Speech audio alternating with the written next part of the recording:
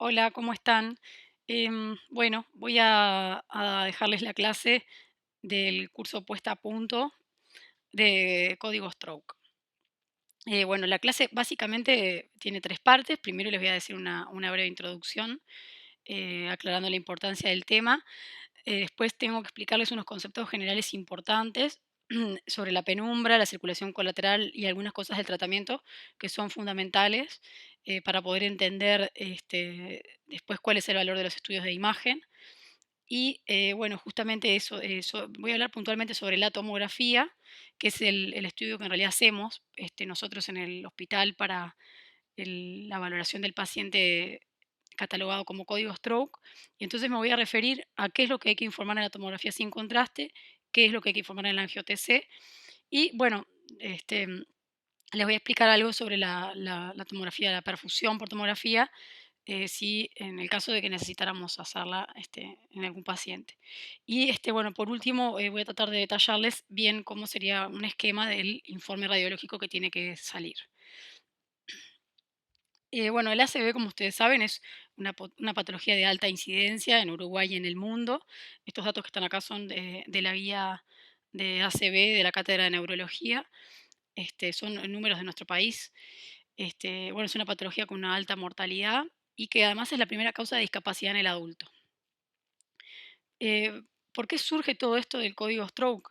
En los últimos años han habido avances en la prevención, en el diagnóstico y en el tratamiento, desde que se publicó un ensayo, el NINS, y en ese ensayo se demostró que los pacientes a los que se les administraba RTPA, que es un fibrinolítico intravenoso, tenían mejores resultados clínicos dentro de una ventana de tiempo apropiada. Entonces, cuando se demuestra eso, es que se empiezan a hacer esfuerzos para tratar el ACV. Hasta ese momento, en realidad, el paciente con ACV básicamente se le hacían este, algún tratamiento mínimo, pero en definitiva el infarto siempre se terminaba configurando.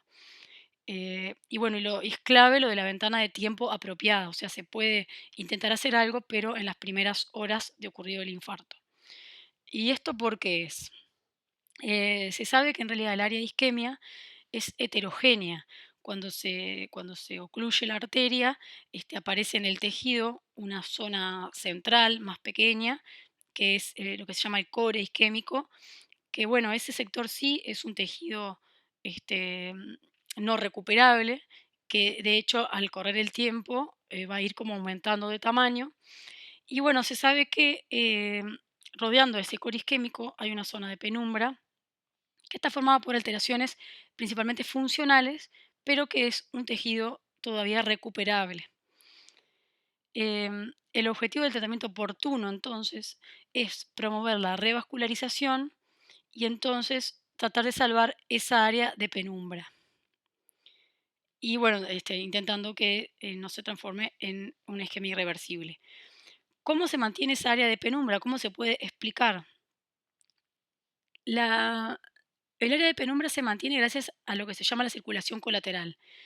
¿Qué es la circulación colateral? Son anastomosis leptomeningias que conectan en la periferia a los territorios mayores entre sí. Estas son microfotografías de este artículo en el que se pueden ver esos vasos que conectan los territorios mayores y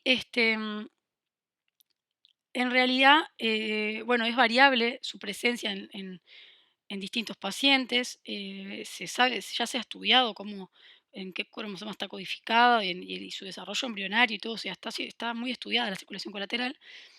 Y también se rige por los factores de riesgo cardiovasculares, o sea, que un paciente obeso, hipertenso, diabético va a tener una peor circulación colateral que un paciente más sano.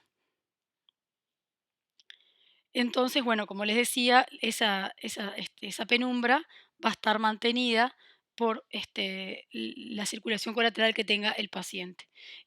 La circulación colateral en realidad es lo que con los estudios nosotros podemos llegar a determinar si está presente o no, y eso en algunos casos puede ayudar a tomar decisiones. Eh, Hay dos tratamientos que tienen un nivel de evidencia 1A para la reperfusión del ACV.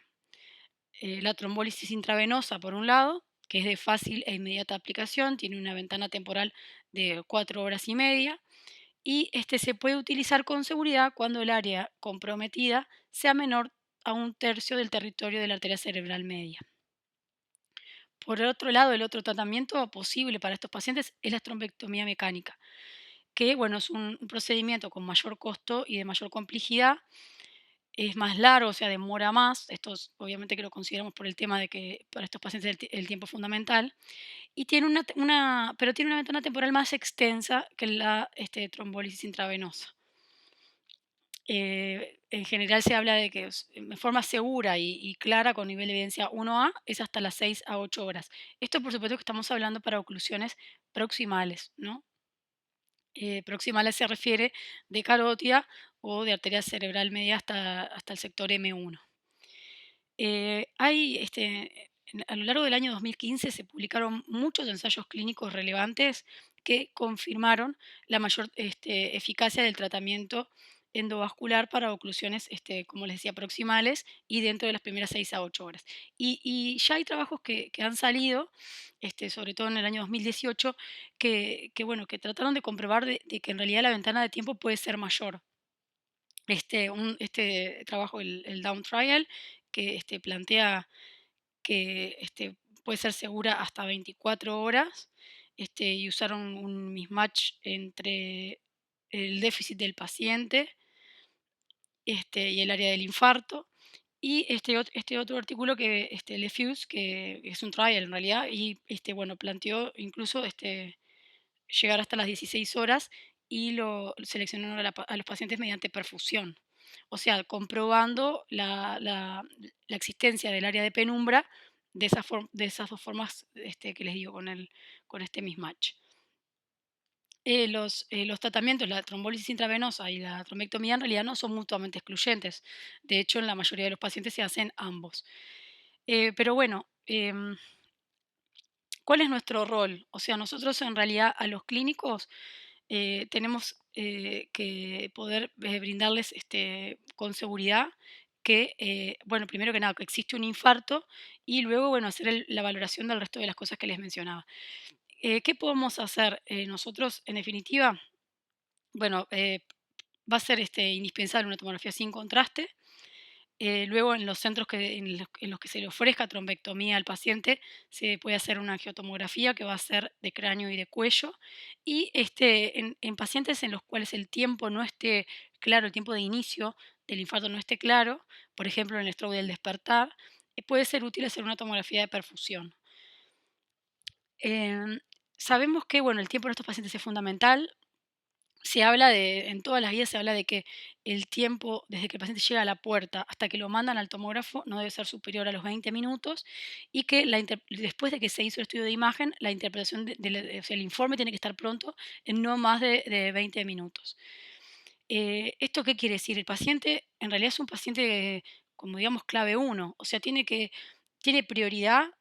Cuando llaman y dicen hay un código stroke, tenemos que dejar pronto el tomógrafo para ese paciente, lo tenemos que esperar. Incluso si el paciente llega y hay otro paciente entrando o que esté por empezar el estudio, hay que sacarlo y darle prioridad al paciente de este código stroke, porque cada minuto le cuenta. Voy a empezar, o sea, les voy a mostrar entonces qué es lo que hay que informar en la tomografía sin contraste y después qué es lo que hay que informar y buscar en la angiotomografía. Eh, la tomografía sin contraste, entonces, es muy importante porque en definitiva la primera etapa en realidad va a ser valorar si el paciente se excluye de la terapia trombolítica.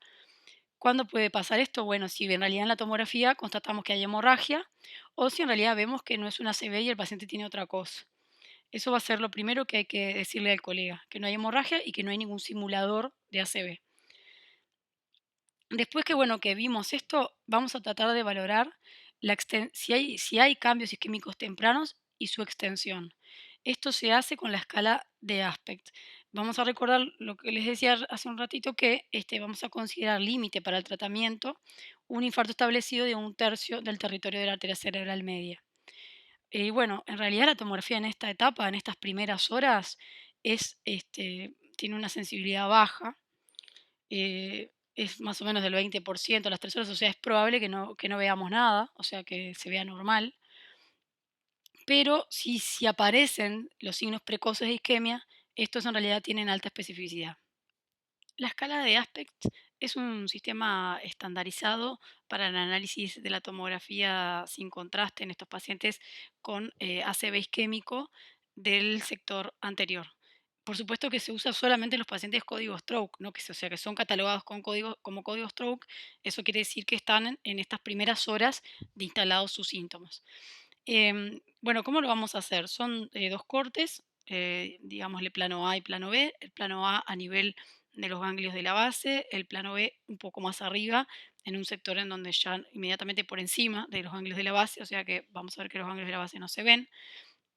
Y bueno, esto va a permitir la división del territorio de la arteria cerebral media en 10 sectores que bueno, están dibujados ahí con esos redondelitos y en definitiva son cuatro zonas para el territorio profundo de la arteria cerebral media y 6 regiones para la distribución del territorio superficial.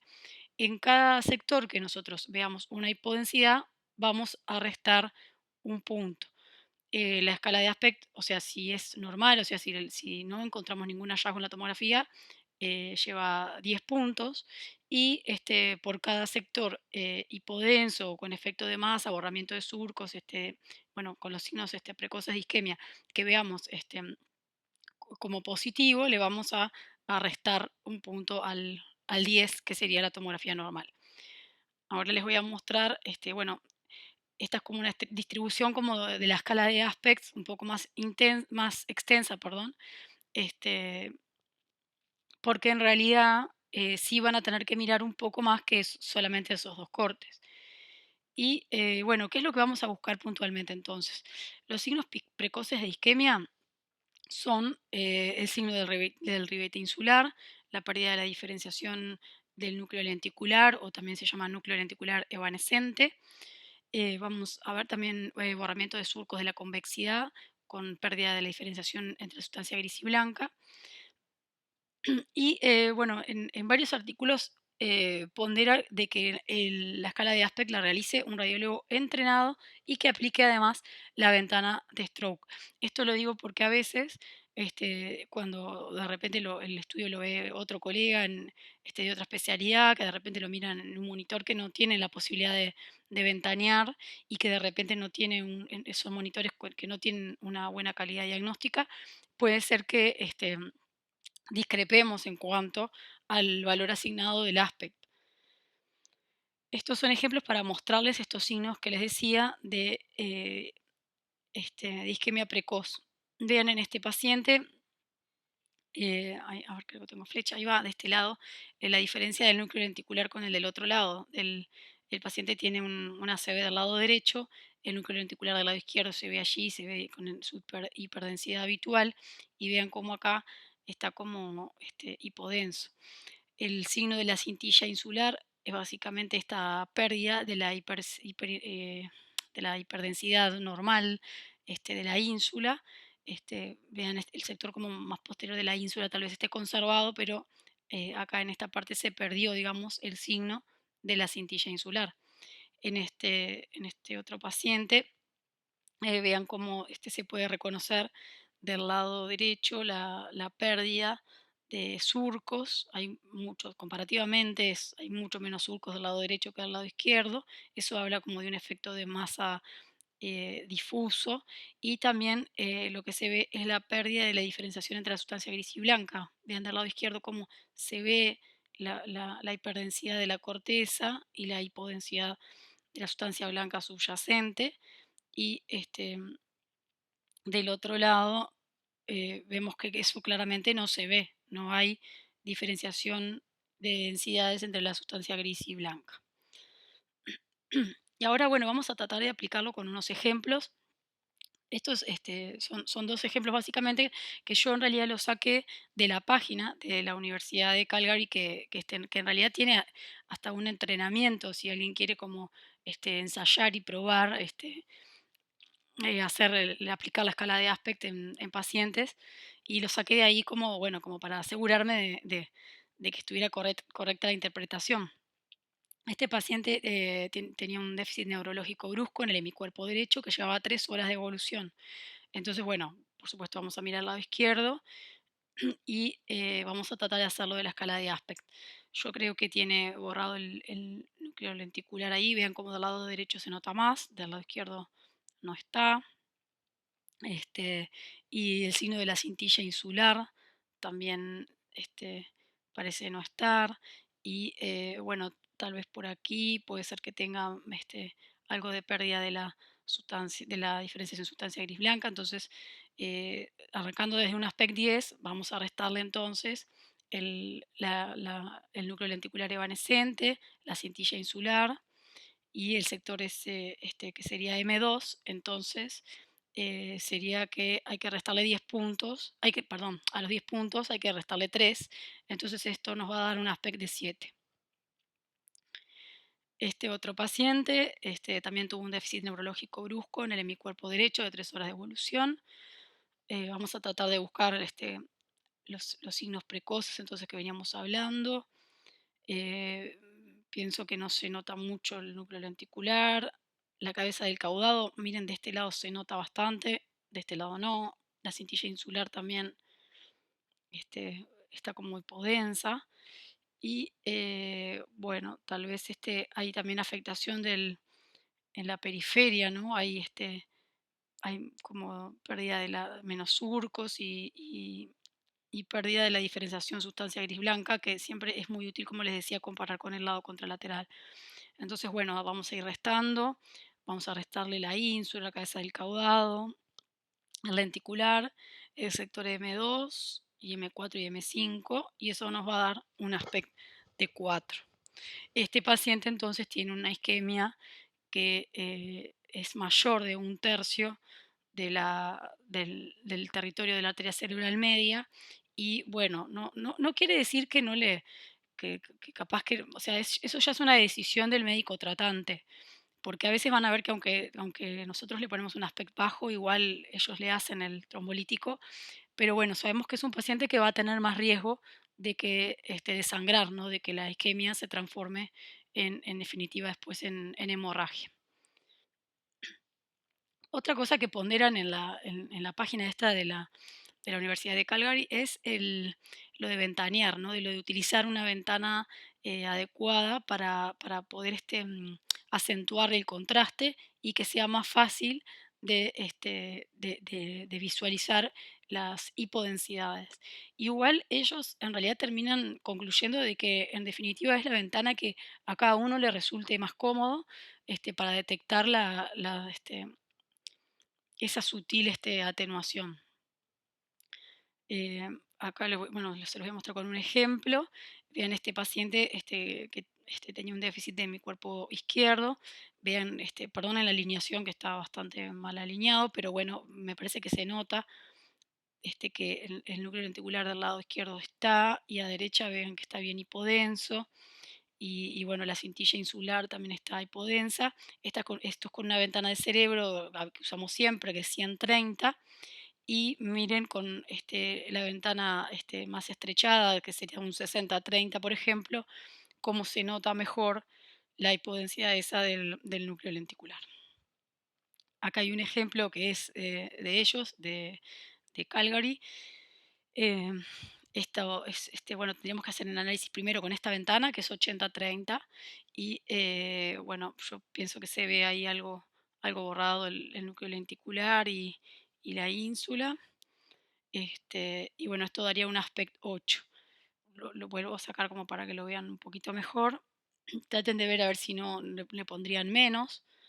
Ahora vamos a mirar el mismo caso con una ventana más estrecha, en este caso es de 50-30, y bueno, se ven las mismas áreas del lenticular y de la ínsula, pero me parece que se nota un poco más que hay como una pérdida de la diferenciación entre la sustancia gris blanca por acá. Ah, la cabeza del caudado también, miren que era bastante evidente que está bien hipodensa, comparativamente con la del otro lado. Y bueno, en definitiva vieron que por ventanear podemos bajarle más el aspecto al paciente, sería un aspecto 4. Y bueno, ya hay una diferencia porque 7 sí sería candidato, un candidato claro a trombolisis intravenosa, pero en este caso, bueno, ya hay que pensarlo un poco mejor. Vamos a seguir explicando el aporte de la angiotomografía en estos pacientes catalogados como código stroke. La angiotomografía se considera indispensable en los centros en que se ofrece trombectomía al paciente y es un estudio que tiene un muy buen rendimiento para la valoración de la oclusión vascular. La angiotomografía del cráneo puntualmente va a brindar el análisis de las imágenes fuente, va a permitir la caracterización del trombo y también la valoración de la circulación colateral. Y voy a explicar cada una de estas tres cosas a continuación. Con respecto al análisis de las imágenes fuente, en realidad no es otra cosa que la valoración de la tomografía con contraste, digamos, o sea, con la vasculatura rellena, es más fácil ver cuál es el sector isquémico. Acá les voy a mostrar un ejemplo de eso. Miren en este paciente, que tenía un déficit de mi cuerpo izquierdo, bien a derecha como el núcleo lenticular no se nota como el izquierdo, así como la cabeza del caudado, o todo este sector acá en la periferia, con pérdida de la unión sustancia gris-blanca, con borramiento de surcos. Esta es la tomografía sin contraste, por supuesto, y miren en la con contraste, o sea, en la angio, cómo en realidad se nota mucho mejor cuál es el sector hipodenso afectado por la oclusión vascular. La angiotomografía del cráneo también nos va a permitir decir cuál es el sitio de la oclusión, en dónde está el trombo. Esto es importante porque para las decisiones terapéuticas es bien claro que la trombectomía puede ser beneficiosa en la oclusión, lo que se considera la oclusión proximal. Proximal es en la carótida o en el segmento M1 de la arteria cerebral media. En realidad, para la oclusión del segmento M2 también se puede utilizar la trombectomía, pero en realidad tiene un nivel de evidencia un poco menor. Las arterias en realidad nosotros las vamos a mencionar en el informe con la nomenclatura que se usa en la angiografía, entonces vamos a ver que este sector de la arteria cerebral media es el sector horizontal, digamos, es el sector M1 de la arteria. La arteria se bifurca, el punto de bifurcación de la cerebral media es variable, incluso a veces puede tener una bifurcación precoz y bifurcarse, por ejemplo, como a este nivel. Y bueno, el punto de la bifurcación entonces es variable. En general se habla de que llegamos al sector M2 de la arteria en el sitio en que la arteria cambia su orientación y se vuelve vertical, digamos, después de lo que es la rodilla. O también podemos decir que es cuando llega al limen insula. En ese sector ya sería M2. Entonces, según en donde ustedes vean el stop o el efecto de relleno, es en donde van a decir que está la oclusión. Si lo ven en M1, será una oclusión M1 y si no, podrá ser más distal M2 o incluso más distal aún. Ahora les voy a mostrar algunas posibilidades de lo que estuvimos diciendo. Podría ser que la oclusión no sea solo de la cerebral media y que, por ejemplo, veamos que no hay relleno ni en la carótida interna, ni en M1 ni en A1. O sea, también podríamos ver que no hay flujo en la arteria cerebral anterior. Entonces, ahí estaríamos en lo que se llama una oclusión en T, que es importante darnos cuenta que estamos ante ella porque puede generar una imagen de pseudooclusión en la arteria carótida de ese mismo lado, como después les voy a mostrar cuando les hable del angio-TC del cuello. También puede ser una oclusión en L, por ejemplo, cuando no se observa relleno en la arteria carótida interna y en el segmento M1. La oclusión de M1 proximal se refiere cuando vemos justamente que el sector proximal de M1 es el que está afectado. Puede ser del sector medio o podría ser también del sector distal de M1 cuando es la parte más ya llegando a la ínsula de la arteria cerebral media. Bueno, con respecto a las características del trombo, ¿qué podemos decir con la angio-TC? Hay algunos factores predictores como de baja tasa de recanalización, esto es con el trombolítico, no con la trombectomía. Este, cuando es muy proximal o si es un trombo largo, o si hay una alta carga de coágulos o si hay una oclusión completa que no deje pasar nada de flujo. Entonces, bueno, puede ser que en el informe, si podemos darnos cuenta de estas cosas, lo pongamos. O sea, si es un trombo extenso, si es completo o si deja pasar algo de flujo.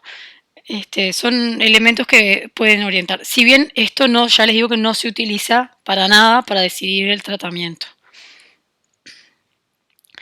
La valoración de la circulación colateral en realidad es un elemento que cada vez está tomando más importancia y realmente todos los trabajos están demostrando que sí es útil y que hay que considerarla.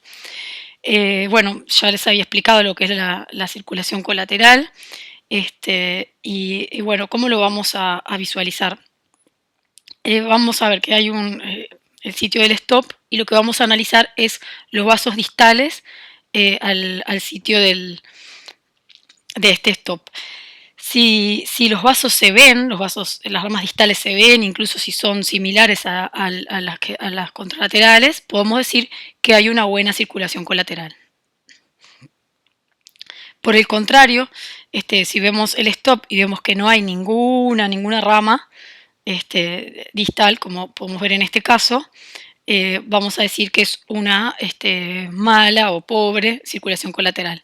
Vean, en realidad esto es una tabla que muestra distintos artículos y trabajos en los cuales consideran la circulación colateral de muchas formas, como para cuantificarla en grados, ausente, pobre o buena, también en grados, pobre, moderada, buena, o sea, es muchas formas de considerarla. Nosotros hay un artículo que justamente analiza todos los artículos y concluye que este sistema sería como el más fácil y reproducible, que en este sistema consideran buena circulación colateral cuando los vasos distales silvianos y del territorio periférico son iguales al lado contralateral, intermedia cuando se ven algunos vasos y pobre cuando no se ve ninguno. Y es siempre útil comparar con el lado contralateral cómo sería la vasculatura normal. Y bueno, incluso hay trabajos de valorar la circulación colateral con angiotomografías multifase, que implica hacer varias fases del contraste, o sea, unos segundos después de obtenida la primera angiotomografía común, como la que hacemos siempre, porque dicen que en realidad podría pasar que un paciente que de repente se interprete erróneamente como con pobre circulación colateral, en la fase siguiente sí de repente llega a demostrarse que se rellenan los vasos distales. Pero bueno, yo pienso que esto se tiene que hacer si realmente la circulación colateral va a formar parte de la toma de decisiones, ¿no? Porque en realidad ahora, puntualmente para los pacientes código stroke que hacemos todos los días, es un elemento más, pero no es algo que los neurólogos lo tomen o para decidir efectivamente si le van a hacer la trombólisis o no al paciente. Bueno, con respecto a la angiotomografía de las arterias del cuello, bueno, como les dije, va a ser indispensable cuando el paciente va a ir a trombectomía porque va a ser como el mapa de acción del colega y va a mostrar si la patología si hay patología allí que, bueno, le va a servir saberlo de antemano, digamos. La angiotomografía se va a obtener desde el callado aórtico hacia arriba. Se requiere, bueno, esto es común para la de cuello y de cráneo, por supuesto que se hace todo en el mismo momento. Se va a inyectar contraste yodado, de preferencia que sea de alta concentración de yodo. En general lo que usamos habitualmente tiene 300 miligramos de yodo y lo ideal para las angio, sean estas de cráneo o las de aorta, es usar el yodo de 370. En general se inyectan alrededor de 80 mililitros de contraste por una vía periférica y bueno, tiene que ser a buen flujo, como ya saben, que debe ser 4,5 a 5 mililitros por segundo. En general se inyecta suero luego del contraste, también con un flujo alto. Y bueno, va a ser fundamental hacer el análisis, por supuesto, mirar el volumétrico, pero también hacer reconstrucciones. Y bueno, en las arterias del cuello, básicamente los hallazgos podríamos resumirlos o simplificarlos a tres grandes cosas. Podríamos ver una oclusión o una estenosis de etiología ateromatosa, podríamos encontrarnos con una disección o podríamos ver una imagen de pseudo-oclusión en la cual en realidad no hay ninguna oclusión ni estenosis real, sino que es simplemente un efecto como hemodinámico por una oclusión más arriba. Y bueno, ahora más o menos les voy a mostrar las cosas principales de cada una de estos tipos de hallazgos. La oclusión aterosclerótica, bueno, es una oclusión verdadera por una placa de ateroma. Lo más común es que estén ubicadas a nivel del bulbo. Es una oclusión que va a estar bien delimitada, en la cual en algunos casos vamos a poder ver, por ejemplo, calcificaciones. Y bueno, va a ser fundamental que nosotros con el estudio, si esto aparece, podamos valorar el porcentaje de estenosis. Bueno, acá nomás un ejemplo para mostrar una oclusión completa. La oclusión puede ser completa o no. Miren, acá en el corte axial, en realidad el contraste no se ve, hay calcificaciones en la placa y vemos que realmente no hay flujo en esa carótida. Bueno, también a veces podemos ver una estenosis importante, pero no oclusiva. Miren estas reconstrucciones 3D que bien que se ve que hay un defecto de relleno importante, pero preserva, digamos, un pasaje filiforme a través de la estenosis. ¿Cómo lo vamos a calcular? Bueno, nosotros usamos los criterios norteamericanos, no los europeos, y bueno, se llaman los criterios de NASET, en el que básicamente, bueno, acá está el esquema, vamos a considerar el diámetro A en el sector de mayor oclusión, o sea que el diámetro sea menor, o sea, elegir en definitiva el punto en donde más se afina. Lo más común es que sea alrededor del bulbo carotidio o tal vez un poco después. Acá en el ejemplo sería esta medida. Después vemos que hay que tomar el diámetro B, que es en un sector de la carótida que esté normal. Y bueno, después hacer este cálculo y esto nos va a dar el porcentaje de estenosis. En realidad también vamos a medir en longitud la estenosis cuánto mide. Vamos, o sea, poner dónde está. Miren en este caso que es una placa que parece blanda, pero que también tiene calcificaciones. Y bueno, como les dije, en dónde está localizada en el bulbo, su longitud y el porcentaje de estenosis que determina. Es importante que cuando vayan a hacer las mediciones, alineen el corte axial en el corte longitudinal principal del vaso. O sea, a veces hay como que oblicuar un poco la imagen y jugar con ella para obtener bien las medidas. Vamos a describir algo sobre la composición de la placa. La placa puede ser una vaina fibrosa delgada o puede tener hemorragia, puede ser una placa muy hipodensa por un alto contenido lipídico. Si le vemos ulceraciones podríamos describirlo también, que se vean como sacabaucados en la placa mismo. Y en realidad todos estos elementos que mencioné son importantes porque hablan de que la placa es vulnerable. La placa en general que tiene calcificaciones se sabe que es una placa en general un poco más estable. Vean, por ejemplo, este paciente en el que bueno se ven algún signo, de repente el signo de la cintilla insular, podríamos decir, tenía un aspect 9, en la angio-TC se ve que tiene una oclusión del sector medio de M1, la circulación colateral es media pobre y bueno, vean en el cuello que tenía una placa de ateroma blanda, que incluso parecía tener como un trombo adherido porque parecía como algo como flotar ahí en la luz. Y bueno, en definitiva podemos hablar de que se trató de una embolia arteria-arteria, ¿no? Al encontrar esta placa con trombo ahí a nivel del bulbo. Bueno, la otra posibilidad que les mencioné es lo de la pseudooclusión. La pseudoclusión en definitiva es una columna de sangre como estancada que no logra opacificarse porque hay una presión muy alta en una oclusión más cefálica, por ejemplo, a nivel que sea extensa de M1 o de M1 y de la carótida interna y de repente también de A1, como les dije que puede ser en T, o también una oclusión en L. Entonces no deja que el contraste suba por la carótida y la rellene. En realidad, cuando hay una pseudooclusión, cuando hacemos la arteriografía o un Doppler, se pueden demostrar que el vaso no está tapado, pero en la angio-TC puede verse muy similar, por ejemplo, a una disección.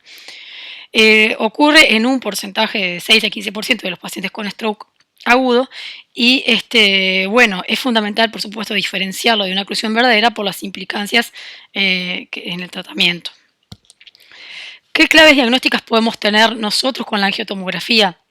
Bueno, en general va a estar localizada por encima del bulbo, o sea, el efecto de relleno puede extenderse perfectamente hasta la base del cráneo y seguir, o sea, todo hasta arriba. En general vemos que no hay una placa, que no hay calcificaciones, o sea, no se ve lo que se veía para las oclusiones ateroscleróticas que ya les mostré. Y en la punta, digamos, en donde sí se ve contraste, lo que vemos es como una disminución de la densidad gradual o en degradé del contraste, que también se puede llamar imagen en llama. Como les dije, es común que asocie una oclusión importante arriba. Y bueno, este es un ejemplo. Vean en realidad que en la arteriografía se puede ver que en esta primera imagen un poco más precoz se rellena y sobrepasa el relleno el punto que se veía acá en la angio-TC, y luego se ve que arriba también se rellena toda. Entonces esta era una pseudo imagen. Algunas veces ha pasado que hemos malinterpretado esto como una disección de la carótida. Bueno, solamente yo les diría recordar que esto existe y que no todas las imágenes que veamos van a ser disecciones. La disección tiene otra forma, unos bordes un poco más netos y otros signos que ahora después a continuación les voy a mostrar. Miren, este es un paciente nuestro en el que tenía, bueno, como ven, un defecto de relleno importante. No se ve ni la carótida, ni la cerebral media, ni la cerebral anterior. Podríamos decir que es una oclusión en T. Miren, acá se ve el signo de la cerebral media hiperdensa, con un área de isquemia ya extensa, ¿no? Y bueno, bueno, ahí se ve un poco mejor en el corte coronal. Y miren en la angio-TC cómo se ve la imagen esa de que parece como que el contraste se va como apagando de a poco, de a poco. Y lo que les decía del degradé, bueno, esto en definitiva ahí se ve mejor, era en realidad una pseudo-oclusión que se demostró después con la arteriografía. En realidad vean cómo dejó pasarlo más bien la guía y bueno, se ve que pudieron repermeabilizarlo y bueno, en la carótida en definitiva no había nada. Y la disección es otra de las posibilidades. En realidad, bueno, se da más comúnmente en pacientes jóvenes. A veces hay un antecedente traumático, pero a veces no.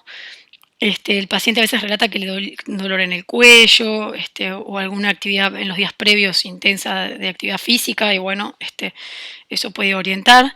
A veces son pacientes que tienen arteriopatías subyacentes. Bueno, puede estar afectada la carótida interna o también la arteria vertebral y bueno, si el paciente tiene una disección va a asociar un peor pronóstico y una mayor mortalidad. En general la disección se localiza por encima del bulbo, puede extenderse hasta la base del cráneo y los signos que vamos a ver es una estenosis abrupta de la luz, podría verse el signo de la cola de ratón. Si bien está descrito, es poco frecuente verlo del flap intimal, que es una línea como que divide la luz al medio. Algunas veces se ve, pero es rara. Y lo más común es ver en realidad el signo de la medialuna hiperdensa. La carótida a nivel de la base del cráneo a veces muestra un ensanchamiento y bueno, en algunos casos se puede encontrar incluso con un aneurisma disecante.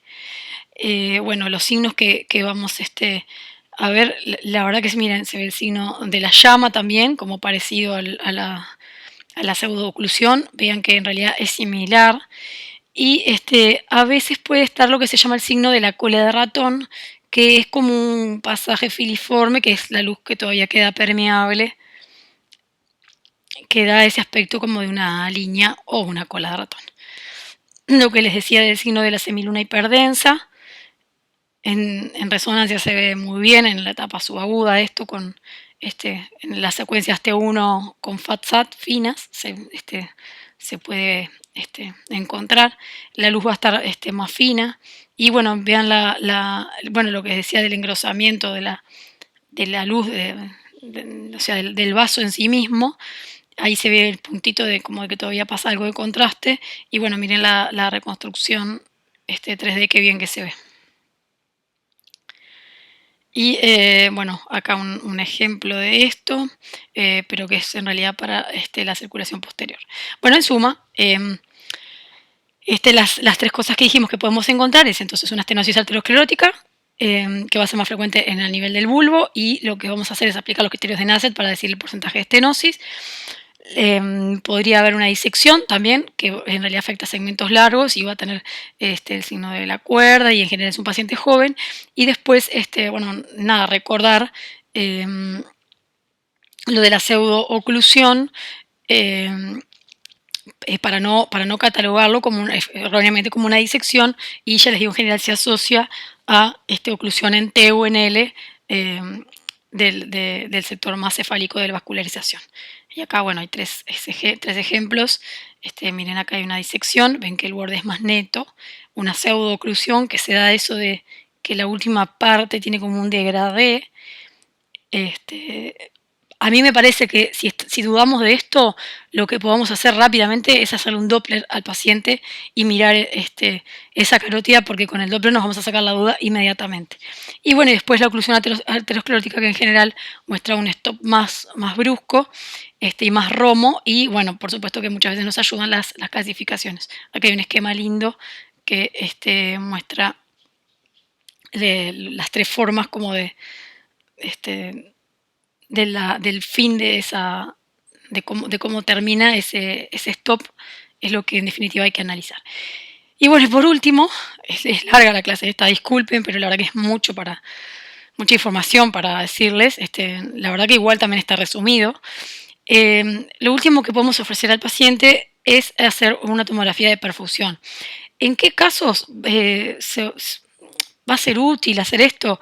En definitiva es cuando nosotros estamos ante un paciente con un tiempo incierto, o sea, cuando no se sabe cuándo empezaron los síntomas, por ejemplo, en un stroke del despertar, en los cuales bueno, la toma de decisiones es todavía más difícil, y entonces no tenemos el tiempo, lo que se llama el tiempo reloj, porque no sabemos cuánto tiempo lleva, y vamos a guiarnos por lo que se llama el tiempo del tejido, o tratar de ver qué hallazgos hay para adivinar cuánto tiempo lleva y si todavía hay penumbra para ir a rescatar. En definitiva, entonces es eso lo que vamos a tener que aportar, si todavía hay penumbra o no. Esto en parte podríamos asumirlo por la circulación colateral, porque si el paciente tiene buena circulación colateral, podríamos decir que tal vez tenga todavía penumbra. Pero bueno, también tenemos el estudio de perfusión, que bueno, en definitiva es el análisis de un pasaje del bolo de contraste a través del tejido cerebral, del cual se obtienen parámetros que van a proporcionar información hemodinámica. Son básicamente 4 mapas, que son el volumen sanguíneo cerebral, el flujo y el tiempo de tránsito. Esos son que es tiempo de tránsito medio y tiempo al pico, que bueno, son los que nos van a dar una idea un poco de si hay circulación colateral, perdón, si hay penumbra para salvar o no. Y bueno, voy a explicárselos rápidamente con 2 ejemplos.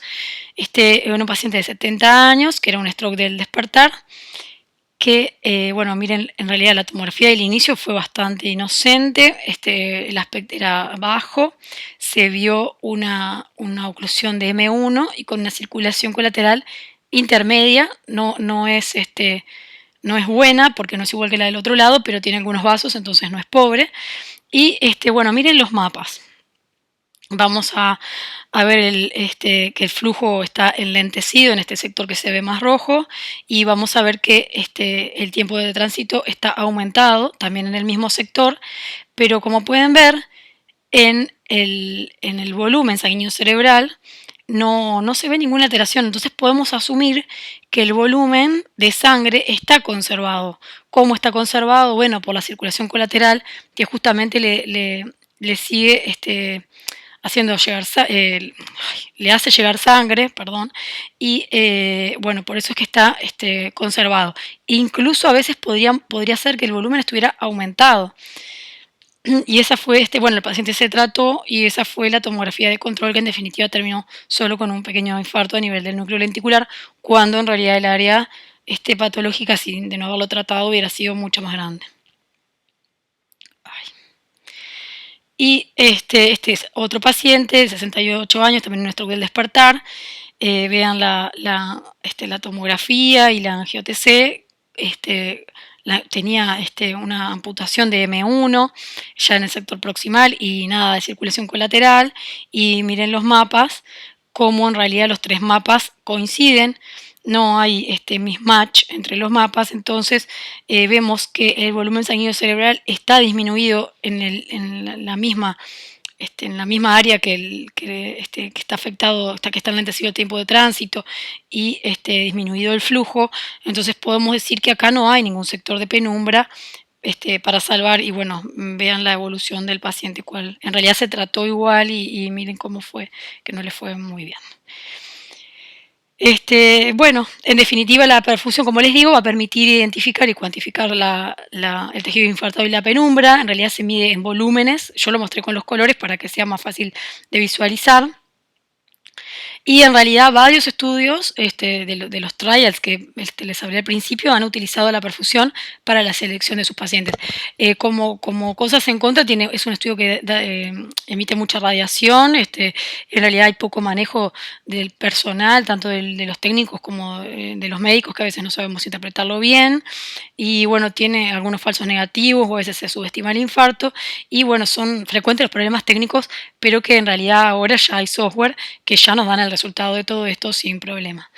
Y bueno, para terminar, como guía, les voy a dejar eh, este esquema para que les sirva para hacer el informe de estos pacientes, que en realidad también es un informe que tenemos que hacerlo rápido y es un informe importante en el cual no debe faltar nada y que después es un informe que lo leen después varios especialistas y que se toman muchas decisiones con él mismo. De la tomografía sin contraste hay que describir, bueno, los signos que veamos de isquemia precoz y topografiarlos. Si vemos una cerebral media hiperdensa, consignarlo. Escribir que no hay hemorragia si no la hay. Y describir también bien efecto de masa si el mismo aparece. Con respecto a la angio-TC de los vasos intracraneanos, como dijimos, el sitio de la oclusión, en dónde está exactamente, la longitud del trombo y sus características, sí hay algo para aportar en cuanto a esto, y vamos a catalogar la circulación colateral como pobre, intermedia o buena. En los vasos del cuello vamos a mostrar, vamos a consignar si hay ateromatosis, si hay estenosis, vamos a decir el porcentaje con los criterios de Nassett. Bueno, y acordarnos de la pseudooclusión y bueno, ver si es una disección. También informar las arterias vertebrales, que a veces se olvidan en el informe y a veces se ve patología también de las arterias vertebrales.